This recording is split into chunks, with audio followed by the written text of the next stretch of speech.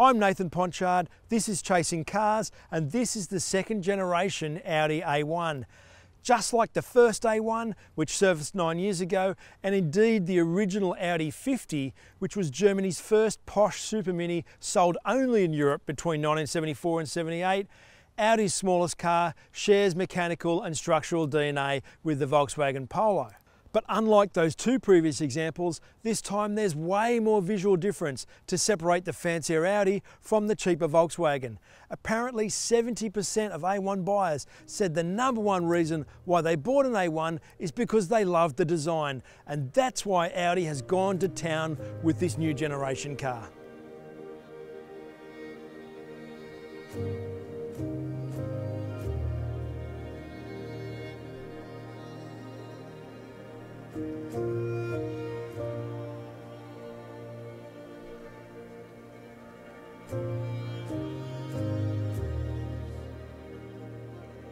The new A1 shares its platform dimensions with the latest generation Polo, meaning a much longer wheelbase but only minimal extra length for tighter, sexier proportions plus greater cabin space.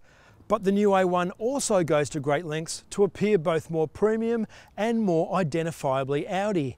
At the front here we have Audi's traditional single frame grille mounted nice and low to keep this car looking tough, and we have these implied air vents, which is what Audi calls them, over on the left with the pattern, even though they don't really let anything in at all. What does do that is these three horizontal slits below the bonnet edge here, which pay homage to the 1984 Audi Sport Quattro rally car, and I think that that's really cool. At the back here in the A1, we have what is quite a familiar A1 rear end. It definitely takes its design inspiration from the original car, but adds so much extra detail, both in some of the styling lines in the car, but also in this three-dimensional appearance of these rear lights with that sequential indicator option, which is super cool on a little car like this. Where the heritage cues come in is with the shape of the C-pillar. Audi says that this flat, bladed, sloping forward appearance of this C-pillar is directly inspired by the Audi Quattro Coupe, and I think that's amazing.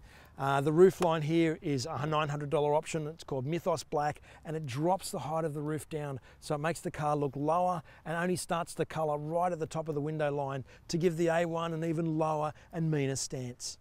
At the side here, we have these really cool sculpted character lines that run along the flanks of the car in an upwards direction to the rear to give it added dynamism. And in this case, on this 35 TFSI, we have the optional Style Package 1, which includes these really funky 18-inch alloy wheels that are the ones that are standard on the top spec 2-litre turbo model. I think overall though, the effect of the new generation A1 is that it just makes the flat panelled and boring Polo look completely featureless. This car needed to set itself apart design wise, and it absolutely succeeds. Now the first thing you notice getting in the new A1 is that I don't think that the interior quite matches the outside. It's very angular, it's very space age in here, and I think the outside is a little bit smoother.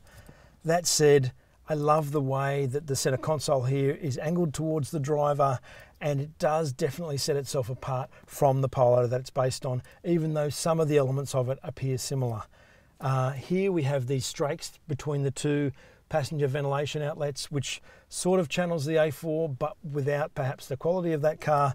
And in front of me, even in the base cars, we have a full digital instrument pack, which in this case is optioned with a virtual cockpit, but even the standard car has that in a light version of that. Further to the design of the car is this cool little printed trim insert here that looks a little bit like crocodile skin. And I love the way Audi has persisted in having proper door grips here on the front and the rear doors, as well as actual bottle holders in the doors that can hold a proper bottle, not like a Korean car where 600ml is the best you can do. And in this mid-spec car, we also have the Wonder, that is the Volkswagen Audi Group's sliding and height adjustable center armrest, which is better than what anyone else can do. In terms of the quality, the new A1 is definitely not at the same level as what more expensive Audis are, and there's a lot of things in here that you think are going to be hard plastic to touch, but they're actually soft, like this dotted plastic on the top here, and even this bit on the instrument binnacle. But the doors are definitely rock hard, just like Apollo's, even though they are really well put together. Infotainment wise, this mid-spec 35 TFSI gets standard wireless charging, located in the centre here where it does take up a little bit of storage space, but it's situated directly beneath the USB-C, USB-C and 12 volt outlets. What you might notice is missing is the MMI dial, and that's because all of that control has been moved to your fingertips and works on this central touchscreen here. Now the standard size is 8.8 inches, but there's an optional 10.1 inch one, as you see here, that fills this space beautifully and makes this cool little click when you press it with your finger like an iPad does. In terms of the overall switchgear in the new A1, it is pure parts bin stuff, and that isn't a bad thing. I've seen this steering wheel in a TT before, and that's definitely good. I've seen these controls in a Polo before, and they work beautifully, and generally there's a cohesion to all of the stuff and a nice soft touch feel that is what makes you love Volkswagen and Audi products inside. Which brings me to arguably the greatest failing of the old A1, and that was cabin space, especially in the rear. In this car, a lot more attention to detail has been made to give it more room. So it's got bigger door pockets, it's got greater seat adjustment, and it's got this beautiful seat trim in this car. In fact, all three levels of A1 have amazing cloth seat trims. Who needs leather when cloth looks this good, really?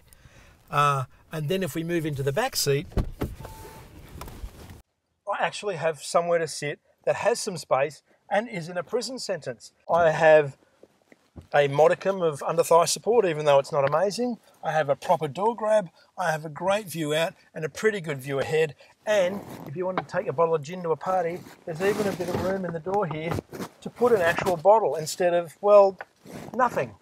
You don't get a rear armrest and you don't get map pockets, but you do get the same feeling of quality you do in the front. And I think that's what a car like the A1 is about. That is very important in this car. The icing on the cake for the A1 in terms of practicality is its boot. You get 55 litres more boot space for 335 in total, and that's only 15 less than what a Mark V Golf had. And we thought it had a lot of boot space for a hatchback. Now you get a standard luggage net. You also get space for the luggage cover underneath the floor, and if you want maximum space, you can drop the floor down another level for all of that room. I reckon that's terrific. From a driving perspective, the A1 doesn't quite back up that premium look it has on the outside, and it certainly doesn't really grab much in terms of dynamic DNA from the Audi Quattro. From a purist perspective, it's nothing more than mutton dressed as lamb, because it's just essentially an entry-level hatchback with a torsion beam rear end. However, it does have a level of balance and a level of panache to its driving ability that I don't think that the old A1 necessarily had, certainly not in all variants. The sport version of this car, the top version, the 40 TFSI, definitely has the engine. It's the Polo GTI's engine, and it has a sharper chassis. It has a sports chassis on the same 18-inch wheels and tyres that we're driving with here now, and it's a tighter, more focused car. But in terms of an alternative to what would be an upper spec Mazda 3 and that sort of stuff, this 35 TFSI A1 Sportback does have a bit of a USP.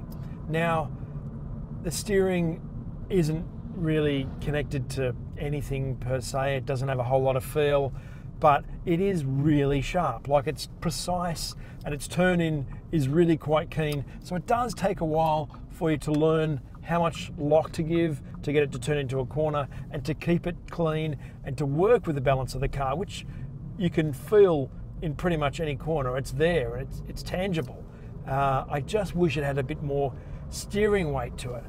That said, I love the TT steering wheel that I'm sitting behind here. The driving position is excellent, and the engine, while looking really quite chubby on paper with 7.7 0 to 100, I think that number comes from the fact that it has 7 gears to work with. It's really torquey, and it gets a really great jump off the line. Once you're going, it's all about the torque. This engine is a workmanlike engine, but it isn't one that sounds gruff. It doesn't sound inspiring either, though, I suppose. So that's kind of, you know, where it treads a middle ground. It's effortlessly able to pull 7th gear. In fact, I'm about to do an overtake here, and it's quick too when you need to get the grunt, but it just doesn't sound amazing. If you drive it in manual mode, it's got quite a long gear lever here which works nicely with the world's greatest centre armrest. It'll max out at about 6,300, so it's not a rever. It's not about all-round performance here. This is a drivability engine and transmission, and for that, it's probably aiming directly at the target market. The ride in this car with the Style Package 1 set up with the 18-inch wheels, but with standard suspension tune, is actually generally pretty good. But if you get on a really lumpy road, it does tend to feel a little bit choppy at times, and it will occasionally give you a thump. That said, it isn't as bad as I thought it was going to be.